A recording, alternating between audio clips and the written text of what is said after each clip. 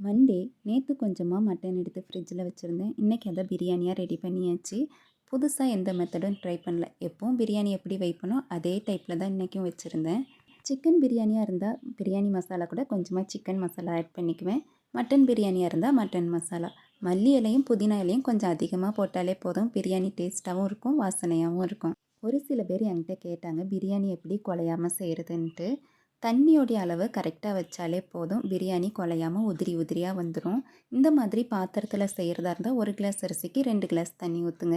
இதே குக்கரில் வைக்கிறதா இருந்தால் 1 கிளாஸ் அரிசிக்கு 1½ கிளாஸ் தண்ணி ஊற்றினாலே போதும். பிரியாணி குழையாமல் உதிரி உதிரியாக வந்துடும். பிரியாணிக்கு போட்ட புதினாவுடைய தண்டு எடுத்துகிட்டு வந்து நட்டு வச்சேன், வளருதான்னு பார்க்கலான்ட்டு. இதுக்கு முன்னாடி நாங்கள் வச்சுருந்தோம். அது சூப்பராக வளர்ந்துருந்தது. இப்போ ஒரு 5-6 மந்த்தாக வைக்கிற புதினா செடிலாம் தழுத்து வரவே இல்லை. என்ன ரீசன்னே தெரில, கிளைமேட் தான் காரணமானு தெரியல. இன்றைக்கி இடியாப்பத்துக்கு மாவு அரைக்கணும். அதனால் பச்சரிசி ஊற வச்சுருந்தேன். 3/4 மணி நேரத்துலேயே நல்லா ஊறிடும்.